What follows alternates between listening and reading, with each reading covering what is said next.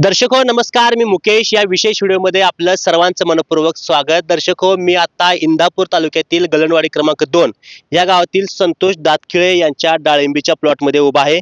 जर यांची डाळिंबी तुम्ही आज बघितली तर सेटिंग नंतरची पुढची अवस्था म्हणजे हिरव्यामध्ये पडल्याची ही अवस्था आहे. सर्वात महत्त्वाचं म्हणजे तुम्ही जर प्रत्येक झाडाला सेटिंग बघितली तर जवळपास 50+ या ठिकाणी तुम्हाला सेटिंग बघायला मिळते. ह्याची काडीची साईज तुम्ही बघू शकताय, हे तुम्ही त्या ठिकाणी फुटवं बघू शकताय. आणि महत्त्वाचं म्हणजे या शेतकऱ्याचं नियोजन आजच्या व्हिडिओमध्ये तुम्हाला बघायला मिळणार आहे. आजचा व्हिडिओ काय उत्पन्नाचा नसणार आहे, कारण आज ही बागच आजचा असताना सेटिंगच्या अवस्थेमध्ये. सगळ्यात महत्त्वाचं म्हणजे या शेतकऱ्याचा जवळपास 15 वर्षाचा डाळिंबी पिकातला अनुभव आहे आणि ह्या अनुभवाच्या जीवावरती शेतकऱ्याने प्रत्येक वर्षी या डाळिंबीतून चांगल्या पद्धतीचं पैसे उत्पन्न कमवले. तर त्यासोबत डाळिंबीसोबत यांची पेरूची बाग आहे, त्यासोबत केळीची बाग आहे. आणि प्रामुख्याने ज्या पद्धतीने या डाळिंबीच्या बागेमध्ये कष्ट केले जाते, मेहनत केली जाते, याचं नियोजन असते ते तुम्हाला आता ह्या सध्याला व्हिज्युअलच्या माध्यमातून बघायला मिळेल. आता या अवस्थेमध्ये वरती पूर्णपणे प्लॉट पूर्णपणे झाकून घेतला आहे. खऱ्या अर्थानं आता सध्याला बघायला गेलं तर सगळ्या मार्केटमध्ये डाळिंबीला गेल्या 2-3 वर्षापासून चांगल्या पद्धतीचा दर भाव शेतकऱ्याला चांगल्या पद्धतीचा मिळत असला तरी पण ही बाग सक्सेस होण्याचा रेशो मात्र अतिशय कमी आहे. आपण ज्या पद्धतीनं सांगोलचा भाग बघितला, जो डाळिंबीचा आगार म्हणून ओळखला जातोय, त्या डाळिंबीच्या आगारामध्ये देखील शेतकऱ्याला अनेक समस्याचा सामना करावा लागतो. तिथला शेतकरी ह्या डाळिंबीमुळे उद्ध्वस्त देखील झाला बघितलाय आपण. अनेक शेतकरी या ठिकाणी डाळिंबीच्या या दरामुळे किंवा या नियोजनामुळे किंवा या खर्चामुळे आपल्याला कर्ज बाजार देखील झाल्याचे चित्र आपल्याला या संपूर्ण महाराष्ट्रभर बघायला मिळतोय. परंतु शेतकऱ्यांनी यातून वाचलं पाहिजे, चांगलं उत्पन्न मिळवलं पाहिजे आणि हाच हेतू डोळ्यासमोर ठेवून आम्ही खऱ्या अर्थानं आजचा हा व्हिडिओ आपल्यासमोर त्या ठिकाणी सांगायचा प्रयत्न करतोय. आशा करतोय की आजच्या व्हिडिओच्या माध्यमातून तुम्हाला डाळिंबीच्या प्रत्येक प्रश्नाची उत्तरे मिळाली.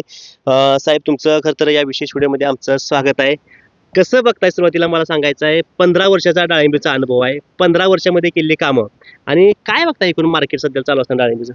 सध्याचं मार्केट आहे जरा डाळिंबाचं चांगलं आहे. पण बाकी जर मागचा 15 वर्षाचा अनुभव घेतला तर थोडासा बिकट वाटतो, कारण का पाठीमागं जरा ह्या डाळिंबाच्या शेतीला लोकांना बघण्याचा दृष्टिकोन वेगळा होता. आणि आता जर पाहिलं तर डाळिंबाकडे वळण्याची, लोकांची शेतीकडे वळण्याची आताची सुरुवात जास्त आहे. बरोबर. काय चुकतो शेतकऱ्यांचं, म्हणजे एक यशस्वी शेतकरी आणि एक डाळिंबीतला अपयशी शेतकरी, दोघांतला कसा फरक करताय तुम्ही? मला कारण तुमचा अनुभव मोठा आहे क्षेत्रात. काय होतं, डाळिंब शेती करायचं म्हणजे हा डाळिंबाला सगळ्यात महत्वाचं शेती ही कशा प्रकारे पाहिजे, बरोबर, त्याच्यावर अवलंबून आहे. शेती निचऱ्याची पाहिजे. बरोबर. निचऱ्याच्या शेतीनंतर शेतीमध्ये पावसाळा सुद्धा निचरा झाला पाहिजे, पाणी साचलं नाही पाहिजे. अशा पद्धतीची शेती असेल तर डाळिंबाच्या शेतीला कधीही कुठल्याही प्रकारची अडचण येत नाही.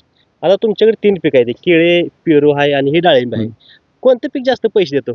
सगळ्यात जास्त जर माझ्या अनुभवानुसार, वैयक्तिक स्वतःच्या अनुभवानुसार बघितलं तर डाळिंब पीक कधीही चांगलंच. फक्त त्याला कष्ट जास्त आहे, औषध जास्त लागते, खर्च जास्त आहे, उत्पन्नही त्या पद्धतीने आपण काढू शकतो. आणि रिस्क कोणत्या पिकात जास्त? रिस्क जास्त डाळिंबाचाच आहे. पैसे पण जास्त आणि रिस्क पण जास्त आहे. डाळिंब पिकामध्ये ह्या दोन्ही गोष्टी समान आहेत. बरोबर. बाकीच्या पिकांपेक्षा. आता आपण सध्याला तुमच्या या नियोजनावरती जाऊया. आजचा व्हिडिओ पूर्ण सेटिंग पर्यंत किंवा सेटिंग नंतर हिरव्या अवस्थेमध्ये. सेटिंग अवस्था डाळिंबीसाठी अतिशय महत्वाची. जेवढी सेटिंग चांगली होईल, सशक्त होईल, त्यासाठी तुम्ही येणार उत्पन्न पुढचं चांगलं असणार आहे. मला सुरुवातीला सांगायची, पानगळ तुम्ही कधी केली सुरुवातीला? साधारणतः पानगळ 2.5 ते 3 महिन्यापूर्वी केली मी. 3 महिन्यापूर्वी. पानगळ केल्यानंतर पाण्याचा जो सोडण्याची म्हणजे शेतीला ताण देण्याची जी प्रक्रिया आहे ती चांगल्या व्यवस्थितपणे ताण दिला. ताण दिल्यानंतर कसा ताण होता तुमचा? साधारणतः आम्ही 1-2 महिने पाणी बागेच बंद केलं होतं, पूर्ण बंद केलं होतं. त्याच्यानंतर त्याची छाटणी केली. छाटणी केल्यानंतर पानगळाचे औषध मारलं. त्याच्यानंतर फुलोऱ्यात बघाल्यानंतर बाकीचे औषध उपचार चालू केले.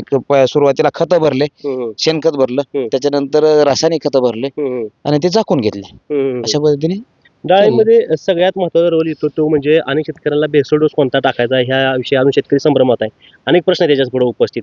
तुमचं नियोजन कसं आहे 15 वर्षाचं ना या वर्षामध्ये तुम्ही कसं केलं बेसल डोस नियोजन? नाही, आम्ही प्रत्येक वर्षी जे करतो आमच्या अनुभवाप्रमाणे ते सुरुवातीला शेणखत भरलं जातं, त्याच्यानंतर रासायनिक खत भरलं जातं आणि त्या पद्धतीने आम्ही करतो. म्हणजे आम्ही असं काही निवळ एकदमच रासायनिकवरती अवलंबून नाही किंवा एकदमच सेंद्रियवरती अवलंबून नाही. दोन्हीचा समान ह्याप्रमाणे करतो. काय असते बेसल डोस मध्ये, काय काय? ह्याच्यामध्ये आम्ही 10-20 आणि बाकीचे मनशा कंपनीचे जे रिफेल, रिक्लेम, परत SF अशा बरेचसे म्हणजे यांच्या मनशा मार्केटच्या जे प्रोडक्ट आहेत ते वापरले ह्या वर्षी मी. त्यामुळे ह्या मार्च मार्केट त्यामुळे ह्या वर्षी बऱ्यापैकी चांगल्यापैकी रिझल्ट आहे इतर वर्षापेक्षा. खरं तर डाळिंबीमध्ये छाटणी हा प्रकार अतिशय महत्वाचा असतो. जेवढी तुम्ही छाटणी चांगली करचाल तेवढं तुम्हाला त्या ठिकाणी पुढच्या सेटिंग लागणार आहे किंवा ते जे पान चांगलं निघणार आहे ते त्या ठिकाणी चांगलं सशक्त निघू शकते.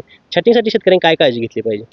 छाटणीसाठी शेतकऱ्यांनी त्याचे जे काय लिमिटेड काडी आहे त्या काडी कुठनं छाटायची, किती अंतरावर छाटायची, ह्या पद्धतीने थोडस लक्ष बारीक दिलं किंवा छाटणाऱ्यांना जे अनुभवी छाटणारी पाठवून छाटली बाग तर बऱ्यापैकी सेटिंगला अडचण येत नाही. छाटणी झाल्यानंतर तुमचं पहिलं पाणी तुम्ही कधी सोडलं होतं? त्या पाण्याबरोबर तुम्ही काय सोडलं होतं का? काय कसा प्रकार काय? छाटणी झाल्यानंतर साधारणतः एक 5 ते 6 दिवसांनी मी पाणी सोडलं होतं, त्याच्याबरोबर काही सोडलेलं नव्हतं. कारण त्याच्या अगोदर आम्ही खत भरणी केलेली होती, त्याच्यामुळं बाकी काही त्यावर पाण्याबरोबर इतर काही गोष्टी सोडलेल्या नव्हत्या. डाळिंबीतून चांगली कळी पडावी सुरुवातीला आणि पडलेली कळी कॅप्सूल्स आहेत चांगल्या आकाराची आणि त्यातून चांगलं उत्पन्न पुढे मिळावं त्यासाठी कळी चांगली पडावी यासाठी तुमचा काय प्रयत्न होत आहे? ह्यासाठी बाकीचं काही नाही, पण शेणखत आणि रासायनिक खतावरती जास्त दोन्ही भर असल्यामुळं कळी बऱ्यापैकी कळी कमी लागली, पण नर कळी जास्त लागली, कमी लागली आणि मादी कळी जास्त लागली. काय त्याच्या पाठीमागे कारण? साठी जास्त करून मनशा मार्केटिंगचं मेपासोल, अल्ट्रोज आणि सिक्वेस्ट कॉम्बी हा तिन्हीचा मिश्रण वापरल्यामुळे बऱ्यापैकी मला त्याचा अनुभव चांगल्यापैकी आहे. खर तर कळी नर कळी कमी लागली पाहिजे, मादी कळी जास्त लागली पाहिजे आणि त्यासाठी हे प्रयत्न शेतकऱ्यांचे अतिशय महत्वाचे. मधमाशीचा रोल कशा ह्याच्यामध्ये होता का? मधमाशी तुम्ही काय केलं तिथं? मधमाशीसाठी शक्यतो मला काय करावं लागलं नाही, कारण का बऱ्यापैकी मधमाशी माझ्या रानामध्ये आहे. असं काही मला स्पेशल त्यासाठी स्पेशल आणून मधमाशी सोडावं लागली नाहीये. किती महत्व आहे मधमाशी डाळिंबी? 100% मधमाशी महत्वाची. जे परावर्तन होतात ते मधमाशी होऊ शकत नाही. कारण जर मधमाशी जर नसेल तर तुमच्या सेटिंगला 100% प्रॉब्लेम येतो. जर मधमाशी तुमच्या बागेत चांगल्यापैकी असेल तर तुमची 90% म्हणलं तरी बाग सेटिंग होऊ शकते. आता तुमची पहिल्या वर्षीची बाग आहे, पहिल्या वर्षीमध्ये जवळपास 50, 60, 70 सेटिंग काय काय झाडाला आहे. कसं पाहिजे पहिल्या वर्षी शेतकऱ्यांनी कितीपर्यंत सेटिंग धरलं पाहिजे, किती सेटिंग ठेवलं पाहिजे आणि किती त्यांनी काढून टाकलं पाहिजे बाजूला? आता कसं आहे, तुमच्या झाडाची ताकद कशी आहे, तुमच्या झाडाची ग्रोथ कशी आहे त्याप्रमाणे त्याच्यावरती फळधारणा केली पाहिजे. आता समजा माझ्या झाडावरती काही ठिकाणी 70 बी आहे, काही ठिकाणी 100 बी आहेत, पण सरासरी 70, 75, 50च्या आसपास तरी फळं धरली पाहिजे पहिल्या बागाला, काहीच अडचण येत नाही. जर तुम्ही जास्त धरले तर झाड ट्रेसमध्ये जातं, त्यामुळे जास्त असेल तर त्याची फळं ही तुम्ही काढली पाहिजेत, कमी केली पाहिजे. जर तुमच्या झाडाच्या ताकदीनुसार, जर झाडाची ताकद चांगली असेल तर जास्त फळधारा, कमी असेल तर त्याची फळधारणा निवडून फळं कमी करा. बरोबर. तर सेटिंग झाल्यानंतर आता बघितलं तर तुमचे बऱ्यापैकी फळाची साईज एक समान दिसते, बऱ्यापैकी फळ तुम्हाला चांगले दिसते. आपल्याला बघायला पूर्ण सेटिफिज्युअल मध्ये जर बघितलं तर खालून वरपर्यंत फळाची साईज आपल्याला चांगली एकसारखी दिसते, एक समान दिसते. त्यासाठी तुमचं काय प्रयत्न तिथं? फळ चकाकी आणि फळ मोठं होण्यासाठी मेपासोल, क्लिक केपजी आणि केमिक ह्या प्रकारे मनसेची काही औषधं वापरली आणि बाकीचे कंपन्याचे आम्ही थोडेफार प्रोडक्ट त्यात वापरलेत. त्याच्यावर सेटिंगला त्याचा चांगला फायदा झालेला आहे मला. खऱ्या अर्थानं आता आपण मगाशी डाळिंबीची ज्यावेळेस मुळी उकरून बघत होतो त्यावेळेस मुळी ही अतिशय चांगली होती, पांढरी शुभ्र मुळी आपल्याला बघायला मिळते. त्यासोबत निमॅटोडचा कोणताही प्रॉब्लेम इथं नाही. खऱ्या अर्थानं मी आता मगाशी इंट्रो मध्ये उल्लेख केला की आमचा सांगोला अतिशय निमॅटोडमुळे पूर्ण बागा उद्ध्वस्त झाल्या. शेतकरी पूर्ण आता बघायला गेलं तर डाळिंबी काय काय ठिकाणी नाही. काय तुम्ही निमॅटोडसाठी महत्वाचं इथं काय करताय? निमॅटोड हा तुमच्या जमिनीच्या पाणी देण्याची पद्धत किंवा तुम्ही पाणी किती सोडताय किंवा तुमची मुळीला किती खाद्य भरते ह्याच्यावर अवलंबून मुळी निमॅटोडचं. ज्यावेळेस तुमची पाणी जर कमी जास्त झालं तर निमॅटोडचं प्रमाण वाढतं. तर पाणी तुम्ही टायमिंग नुसार वेळेनुसार दिलं तर निमॅटोडचं प्रमाण बऱ्यापैकी कमी होतं. आणि त्याच्यासाठी मी मनशा मार्केटिंगचं बायोशिल्ड किट वापरलं त्याचाही आणि निमारेस्ट वापरलं त्याचाही बऱ्यापैकी मला त्याचा रिझल्ट मिळालेला आहे. बायोशिल्ड किट आणि निमारेस्ट कधी वापरायचं? ते साधारणतः पाणी सोडल्यानंतर, पहिल्या पाणी सोडल्यानंतर दुसऱ्या पाण्याला वापरायचं चालतं किंवा रिझल्ट तुम्हाला आता आपल्या मुळी चांगली आहे. कुठलं एक झाडही अजून माझं गेलेलं नाहीये किंवा कुठल्या झाडाला ट्रेस मध्ये गेलेलं नाही, फळं जास्त आहेत म्हणून ते झाड थोडंसं ट्रेस मध्ये गेले असं कुठला प्रकार झालेला नाही. निमॅटोड किती नुकसान होतं? कारण निमॅटोड आलं तर त्याच्यावरती परत कव्हर करता येते का? कारण त्याच्यावरती परत काय तुमचं कसं आजपर्यंत अनुभव येतात? नाही, काय होतं निमॅटोड बऱ्यापैकी निमॅटोड जर झाला तर झाड जाण्याचं प्रमाण जास्त वाढतं.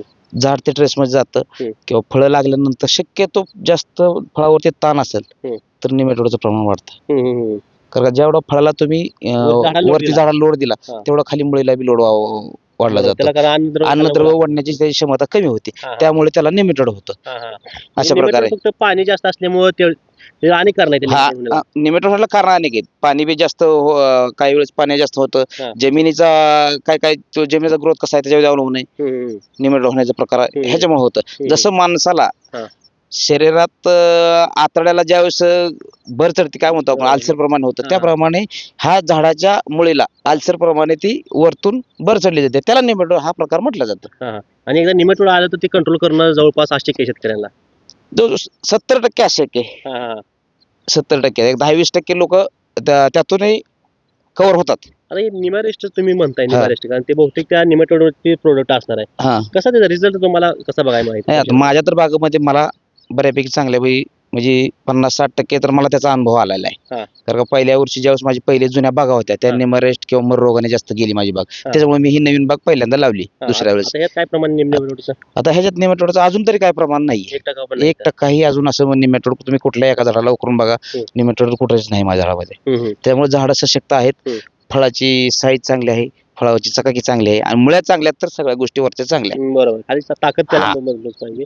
खऱ्या अर्थानं बघा गेलं तर आता ह्याच्यानंतर तुम्हाला आता माल फुगवावा लागणार आहे, मालाची साईज वाढणार, आता बिया तुम्हाला मोठ्या करायला लागणार आहे, आणि त्यासोबत तुम्हाला आता पुढे येणारा सीझन म्हणजे आता पावसाळा इथून चालू होतोय, त्यात तुम्हाला मोठा संघर्ष देखील इथे करावा लागणार, कारण तुम्हाला बाग पण जपायची आणि साईज पण वाढवायची. त्यासाठी कसं प्रयत्न असणार आहे तुमचं?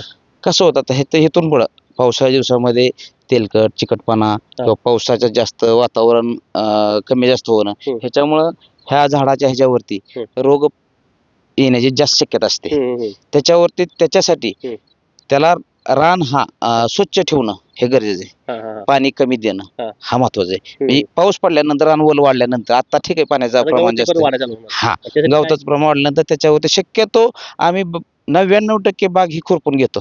बर, लय झालं बाग काढल्यापासून आतापर्यंत 3 महिन्यात मी एकदाही औषध मारलेलं नाही ह्याच्यावरती. अजून कटर नाही, काय नाही, सगळे बाग खुरपून घेतली. तुम्ही अजूनही बघू शकता माझ्या वर पिरोची बाग आहे, पिरोच्या बागात मी आता माझ्या चालू लेबर ते खुरपून पूर्ण घेते. ते खुरपल्यावर त्याच्या मुळ्या तुटतात असे पण? नाही, मुळ्या तुटतात. कधी तुटतात तुमच्या मुळ्या? तुम्ही तण जास्त वाढल्यानंतर. म्हणजे त्या तणाची मुळी जर तुमच्या झाडाच्या मुळापर्यंत गेली तर त्याच्याबरोबर ती मुळी उचकटली जाते.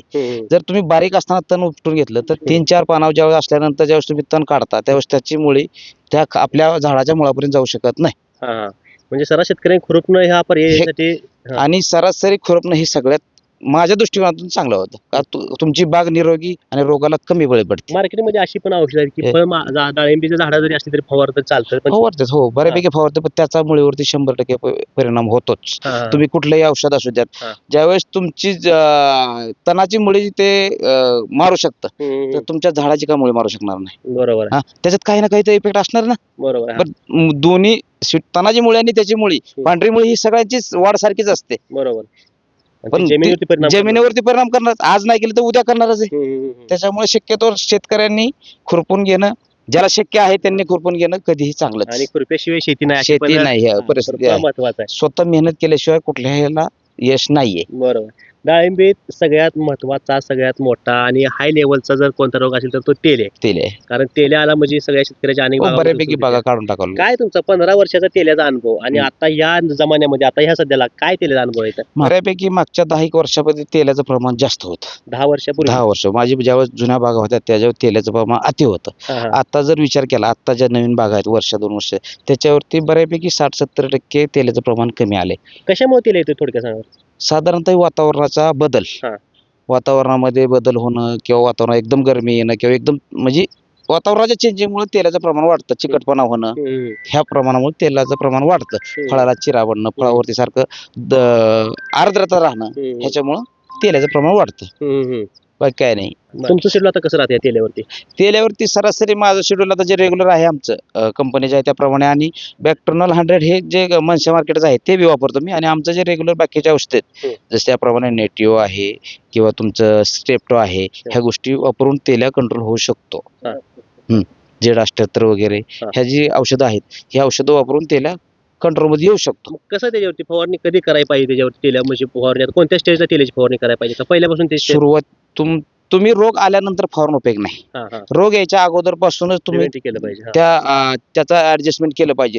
तुम्हाला तेल्या दिसल्यावरती तो तेला कमी होणार नाही. तेल्या दिसाच्या अगोदर त्याची फवारणी घ्यायची. समजा हा झाड आहे माझं, ह्या झाडावर जर तेलाचा काही इफेक्ट नाहीये तरी सुद्धा मी तेलाची फवारणी ह्याच्यावरती घेतलीच पाहिजे. कारण का जर ते अगोदर घेतली तर त्याच्यावरती रोग येणार नाही. आल्यानंतर घेतली तर हे दोन फळं घेणार, ज्या फळावरती तेल आलाय त्या झाडावरती राहणारच आहे. तुम्ही किती तेलाचा फवारणी करा, ते झाड तेलाला आरीच जाणार आहे. त्याच्यामुळे अगोदर कुठलीही गोष्ट जास्त अगोदर घेतली तर फायद्याची होती. समजा येऊ नाही मोठा असेल तर अगोदर तेलाची फवारणी घेतली. आता शेड्यूल तेलाचं कसं राहणार? तुम्ही फवारणी घेतली आता इथनं पुढे नाही आहेच पाठीमागून चालूच आहे माझ्या. आता मी आता पाठीमागची फवारणी नेटिव्ह परत स्टेप्टो वगैरे घेतलेला आहे आणि ह्यांचं Z78 वगैरे घेतलेलं आहे आणि ते कंटिन्यू साधारणतः जसं आपल्याला जाणवतंय रोगाची प्रतिकारशक्ती झाडाची वाढायची किंवा फळाची साईज बघून किंवा फळावरती आपल्याला काय ऍडजस्टमेंट होती त्याप्रमाणे आपण औषधाचा वापर करतो. कंटिन्यू चालू यासाठी अनेक शेतकरी ह्याला पेपर मारतात, बॅगा लावतात, फोम लावतात. तुम्ही आता हे वरनं नेट मारली, कोणतं फायदा वाटतं ह्यामध्ये? फायद्यापेक्षा डाळिंबीला कोणतं महत्वाचं फायदा? आता कसे आता जे सध्याच्या वातावरणाच्या दृष्टिकोनातून सरासरी माणसं नेट क्रॉप नेट वापरतात. हे चांगलं बऱ्यापैकी बरं का. कारण काय होतं, प्रत्येक तुम्ही आज डाळिंबाच्या झाडाला पेपर किंवा फोम कव्हर बसवू शकत नाही. पिरूला चालतंय, पिरूचं ते साईज त्याच्याशिवाय वाढत नाही. ह्याचं तसं नाहीये. ह्याला तुम्ही वरतून जे नेट वापरता त्याच्यावरती त्याची ह्या रानाची जी काय त्याची तापमान क्षमता आहे ती कंटिन्यू ठेवतं ह्या नेटमुळे. त्याच्यामुळे ही गरजेचं आहे सध्या. कागदापेक्षा आणि फोमपेक्षा नेट ही चांगला असं मला वाटतंय. हे किती वर्ष चालतं नेट एकदा केल्यावर? हे साधारणतः आता मी ह्या वर्षी केलंय, पहिल्या वर्षी नवीन, तर साधारण 3 वर्षाची आहे. 3 पिकं तर निघू शकतात एका नेटमध्ये. किती खर्च येतो याचा? हे साधारणतः एकरी बघा, आता मी 3 एकराचं केलंय. 3 एकरात साधारणतः मला 2-2.5 लाख रुपये खर्च आला सगळं पूर्ण पॅक करण्यासाठी. हो, कपाड आणण्यापासून त्यांना ते बांधणी देण्यापासून स्टेजिंग उभा करण्यापासून सगळं. बरोबर. तेल्यामध्ये अजून एक लोकांची संभ्रम अवस्था आहे की जर तेल्या ह्या फळाला आला तर कोण म्हणते तेलाचं फळ काढून बाहेर फेकलं पाहिजे, कोण म्हणते आहे असं ठेवलं पाहिजे, ते दुसऱ्यावर जाणार नाही. तुमचं कसं असतं, म्हणजे तेला जर आला तर शेतकऱ्यांनी फळ बाहेर काढलं पाहिजे, कसं ठेवलं पाहिजे? नाही 100% फळ हे बाहेरच काढलं पाहिजे.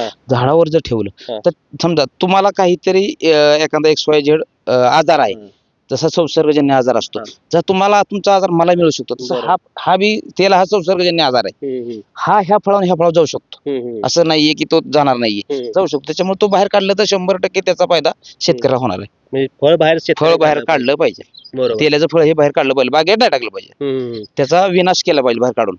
तुम्हाला कधी तेलाचा अनुभव आलाय का आजपर्यंत? म्हणजे तुमच्या 10-15 वर्षामध्ये तेल फेल गेली आहे ना. माझी ह्याच क्षेत्रातली बाग तेलानेच फेल गेली होती. त्याच्यामुळे मी बाग काढून नंतर ह्याच्यामध्ये केळीचं एक पीक घेतलं ना, आता नंतर दुसरं पीक ह्याचं परत केळीनंतर परत डाळिंब केलं. बरं, डाळिंबी शिवाय सदगत नाही. माझं आता इथं 6 एकर क्षेत्र आहे. 6 एकर क्षेत्रात पूर्ण बाग आहे. 3 एकर माझा पेरू आहे, तैवान, पिंक तैवान, आणि 3 एकर डाळिंब आहे. बाकी मला काही म्हणजे असं किती डाळिंब शिवाय मजा नाही. नाही, तुम्हाला पैसा कमवायचा डाळिंब शेती करणं गरजेचं आहे. जर पैसा नसेल कमवायचा, तेवढ्याच पैशात तुम्हाला राहायचं असेल थोडक्यात, तर मग इतर तुम्ही शेती करू शकता. फळबागा कुठली असू द्या, मग तुमचं डाळिंब असू द्या, पेरू असू द्या किंवा केळ असू द्या, जर तुम्हाला पैसा कमवायचा शेतकऱ्याला तर बागाशिवाय पर्याय नाही. डाळिंब पाहिजे. रिस्क काय पण फिक्स आहे. 1 वर्ष नाही झालं तर दुसऱ्या वर्षी 100% होणार. बरोबर. आता खरं सगळ्यात महत्वाचं असतं की मार्केटला जी व्यापाऱ्यांना साईज आकर्षक असते, 800-900 ग्रॅम पर्यंत, काय 1000 ग्रॅमची पण 1 किलोची फळं पण असतात. ती साईज वाढली पाहिजे, त्याचं वजन वाढलं पाहिजे, शायनिंग चकाकी सगळं लष्टर त्याचं वाढलं पाहिजे. त्यासाठी काय शेतकऱ्याचं नियोजन असते? आता साईज साठी कसं होतं, साईजला सगळ्यात जर महत्व विचार केला तर तुमची जे तुम्ही हे टाकताय त्याला बेसल डोस, ते बी महत्वाचं राहतो. ज्यावेळेस तुमची सेटिंगच्या अवस्थेतून बाहेर पडल्यानंतर हिरव्यातनं आल्यानंतर ज्यावेळेस परत एकदा तुम्ही बेसल डोस टाकता. Double base. पहिल्यांदा एक बेसल डोस केलेला आहे आणि आता एक बेसल डोस मी अजून केला नाही, पण करणार आहे आता. त्याच्यामुळं ह्या बेसल डोसची बऱ्यापैकी बेसल डोसच्या साईजला फरक पडतो असं माझं म्हणणं आहे. तुम्ही स्प्रे करता किंवा बाकीच्या गोष्टी करता त्याचा नॉर्मल फरक पडतो, पण बेसल डोसचा आणि शेणखताचा 90% इफेक्ट साईजवरती होतो. म्हणजे वरून टाकण्यापेक्षा खालून बुडातून देणं ही गरज आहे. वरून कशासाठी द्यायचं, चकाकी येणं किंवा त्याची कातडी लूज पडणं, ह्या गोष्टी किंवा साईज वाढण्यासाठी ह्या वरतून घेण्याच्या औषधाच्या ह्या प्रकार आहेत. पण मुळातूनच जर तुम्ही त्याला चांगल्या गोष्टी ग्रोथ दिली तर ऑटोमॅटिक तुमचं फळ वाढणार आहे. बरोबर. आणि सगळ्यात महत्वाचं, झाडावरती माल जर थोडासा प्रमाणात असेल तर साईजला कधीच अडचण येत नाही. जर माल जास्त असेल तर साईजला मग नॉर्मल साईज पडते. बरोबर. आणि खरं हे सगळं नियोजन करत असताना अगदी तुम्ही आम्हाला अगदी मुळापासून शेंड्यापर्यंत सगळी माहिती दिली. काय शेतकऱ्यांना एकरी काय खर्च केला पाहिजे डाळिंबीला? सरासरी बघा कसाही असू द्या हा. तरी 2.5-3 लाख रुपये एकरी खर्च होतोच डाळिंबाच्या 3 पिकनिक लाख रुपये एकरी. आताच्या औषधाच्या आणि महागाईच्या दृष्टीने. आता सध्या विचार करा, एक डाळिंबाची बाग छाटायची म्हणलं तर 800-900 रुपये हजेरी पगार घेतो गडी. बरोबर. आज क्रॉप कव्हर झाकायचं म्हणलं तर क्रॉप कव्हर झाकायला 9,000-10,000 रुपये एकर घेतोय. आज खुरपण करायचं म्हणलं तर 500 रुपये बाय हजेरी घेते. बरोबर. त्याच्यामुळे हा खर्च वाढलेला आहे. त्याच्यामुळे सरासरी 2-2.5 लाख रुपये हा खर्च बाग लावल्यापासून तुमचं पहिलं पीक काढतो येतोच. 2 ते 2.5 लाख रुपये. हा. एकरी उत्पन्न किती टनापर्यंत निघलं पाहिजे शेतकऱ्याला, तेव्हा बाग परवडू शकते? किंवा कसं तुमचं कसं आता हा. पहिल्या पिकाचं कसं उत्पन्न येऊ शकते एकरी? आता हे माझं जर विचार केला माझ्या स्वतःच्या हा. ह्याचा तर साधारणतः ह्याला 1 ते 1.5 कॅरेट उतरलं पाहिजे माझ्या 1.5 कॅरेट 1.5 कॅरेट म्हणजे 25-30 किलो पर्यंत. 30 किलो पर्यंत माल उतरलाच पाहिजे पहिल्या पिकाला तरी. मग दुसऱ्या पिकाला तुम्ही 30 बी करू शकता, 40 बी. तुमच्या झाडाची कशी ग्रोथ आहे त्याप्रमाणे करू शकता. पण पहिल्या पिकाला सरासरी 1.5 कॅरेट तरी निघाला पाहिजे माल.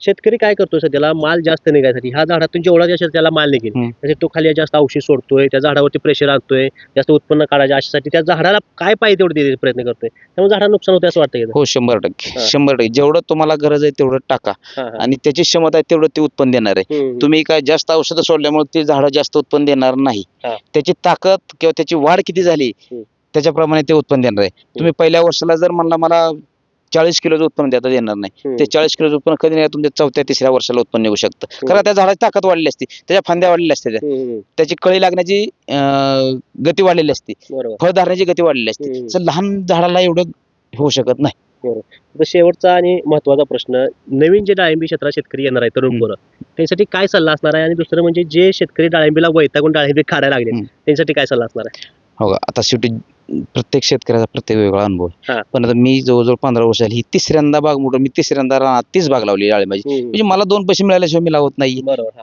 माझा अनुभव सांगतो. शेवटी समोरच्या शेतकऱ्यांनी विचार केला पाहिजे त्यांना काय पाहिजे. त्यांना उत्पादन पाहिजे का नुसती नावावर शेती आहे म्हणून शेती दाखवायला जास्त पाहिजे असं नाही. थोड्या शेतीत जास्त उत्पन्न करायचं असेल तर डाळिंब करणं हे गरजेचं आहे. तर बऱ्यापैकी मी जवळजवळ 15 वर्षाचा बागाचा अनुभव आहे मला. मी बऱ्यापैकी बऱ्याचशा कंपन्याची औषधं वापरली आणि अजूनही वापरतो. पण ह्या वर्षी जवळजवळ वर्ष झालं मी केळीला झालं, पेरूला झालं किंवा डाळिंबाला, तिन्ही बागांना मी मनशेची औषधं वापरली. पण चांगल्यापैकी बऱ्यापैकी मला रिझल्ट मनशेचा आहे. त्यामुळे मी अजून सुद्धा मनशेची औषधं आता सध्या बागाला मनशेची औषध वापरत नाही. बरोबर. ह्या भागामध्ये किंवा या डाळिंबी क्षेत्रामध्ये कन्सल्टन्सचं किती महत्व आहे? कन्सल्टंट असला पाहिजे, कारण कन्सल्टन्सचा सुळसुळाट आपल्याला मोठ्या प्रमाणात बघायला मिळतोय. येतात 5-10 हजार रुपये घेतात, पाहिजे ते औषध सांगतात, चांगलं आलं तर माझं, वाईट आलं तर शेतकऱ्याचं. काय अनुभव आहे बाबतीत? ह्या बाबतीत लय मोठा अनुभव आहे. काय होतं कन्सिस्टन्सी ही खाली नुसती औषधावरती काय दुकानदार किंवा काही औषध कंपन्या करतात, पण खरंच त्या औषधाचा रिझल्ट आहे का नाही हा जर बघायचा असेल तर बऱ्यापैकी मला मनसेवरती अनुभव आहे. बघा मी आता माझ्या दुसऱ्या क्षेत्रावरती केल्यानंतर ह्या क्षेत्रावरती माझा दुसरा माणूस होता, तरी सुद्धा मी त्यांना मनसेला स्पेशल त्यांना बोलवून घेतलं की माझ्या क्षेत्रावरती तुम्हीच पाहिजे. त्यांची पण इथे येऊन पाहणी करते. हो, पाहणी करतात. त्यांची ती कंपनी येते, पाहणी करते, तुम्हाला काय रिझल्ट पाहिजे, काय कमी औषध पाहिजे ते अवेलेबल करतात ते. बरोबर. खऱ्या अर्थानं डाळिंबीचं जर पीक बघायला गेलं तर हे शेतकऱ्याला अगदी योग्य नियोजन, योग्य मेहनत आणि आता ह्यांनी सांगितल्याप्रमाणे ज्या पद्धतीने मनशा मार्केटिंग सारख्या कंपनीची साथ मिळाली तर या डाळिंबी पिकातून शेतकरी हमखास यशस्वी होऊ शकतोय. त्यामध्ये पाणी नियोजनापासून त्याचं पूर्ण मग ते फळाची साईज मोठी होणे असेल, चकाकी, क्वालिटी, शायनिंग वाढणे, इथंपर्यंत जर शेतकऱ्यांनी नियोजन केलं तर ही सगळ्याच पिकामध्ये आणि फळ पिकामध्ये ही डाळिंबी बाग शेतकऱ्यांना परवडण्यासारखी आहे. ह्या व्हिडिओच्या संदर्भात तुम्हाला आणखी काय माहिती पाहिजे असेल तर आम्ही व्हिडिओच्या कोपऱ्यामध्ये नंबर देतोय, त्या नंबरवरती फोन करा आणि डाळिंबीविषयी तुम्ही संपूर्ण माहिती मिळवू शकताय. तुम्ही आम्हाला एवढा आता कामातून वेळ दिला त्याबद्दल तुमचा आभार आहे. धन्यवाद.